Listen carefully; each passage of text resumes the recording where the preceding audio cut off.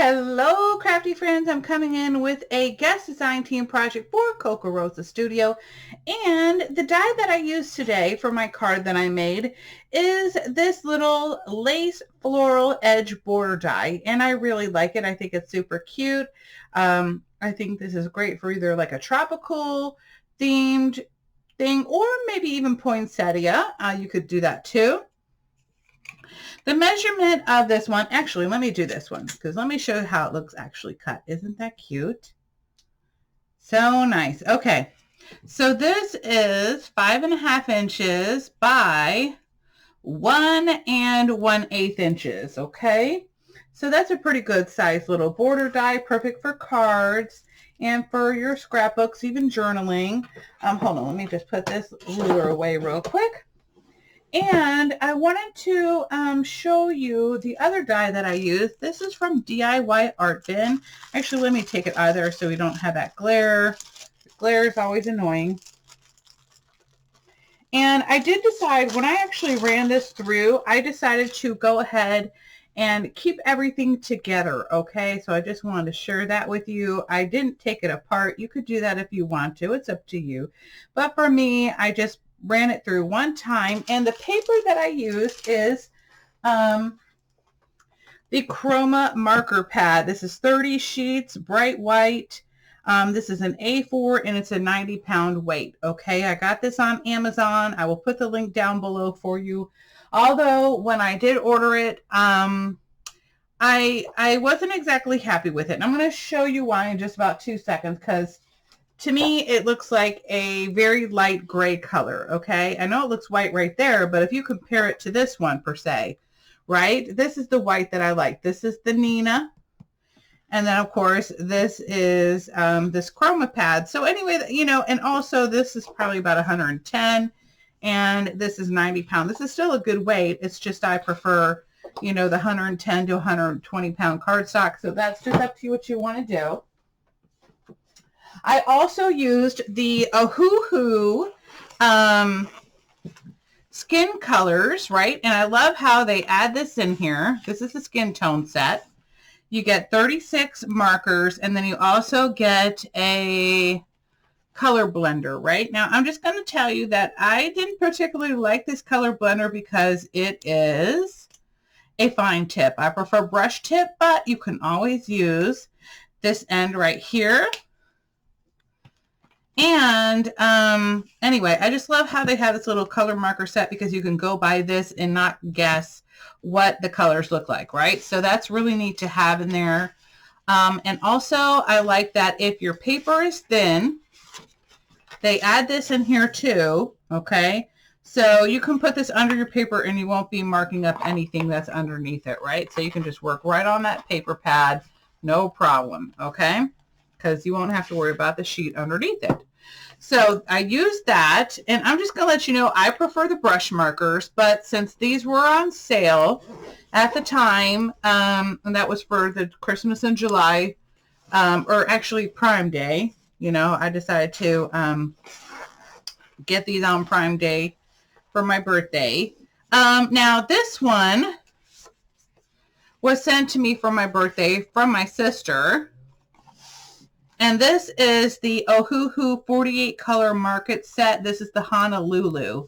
And then they give you 2 different color swatches. And again, I use this color swatch for sure. And of course, they add in that as well as a colorless blender. And of course, I do like that it is now a brush tip. Okay, so these are all the brush tip ones. And I think probably from now on, I will continue to purchase the brush tip. In my links down below, I will have those. Now, you can see that I have some Copic stuck in here too, and that's because this is just a little handy carrying case. But I will let you know that in my description box, there were several of these, you know, the purple colors that I used on my card. In fact, let me show you my card right now. I just love it. So this is a little stamp that I used from a lady I bought on Mercari, and I'm going to show that to you in a second too. So I got it because I love the little gumball machine and all the little sweet treats, but now I'm loving these little words right here. This one says sugar and spice and everything nice. I went ahead and used my black ink, and then I used my embossing powder on top, my embossing ink, and then clear embossing powder on top, just to kind of, you know, get it to look a little bit darker. I also use some glitter on the top of my little melted icing on my little ginger doll right here. I think she's so cute. And then for the skin tones, I will have all those listed down below. But again, I use the Ohuhu collection. I think the only color that I used out of my Copics was this one. And this one is blush, and I actually used it in the bow. And when I have my list there for you to let you know all the colors that I used, it does say which colors I used and where. Okay, so I hope that helps keep everything organized for you. But anyway, I just want to let you know that I really do like these Ohuhus. If you like Copics, but you can't afford Copics, this is the next best thing, okay? I've tried some other brush markers, and so far these are the best that I've ever seen for, you know, being compared to Copic. I also used a few of my sequins that I usually use on my shakers, and I just kind of glued them on here. And then also I used my glossy accent. It wasn't glossy accent. Ooh, it was Nouveau drops.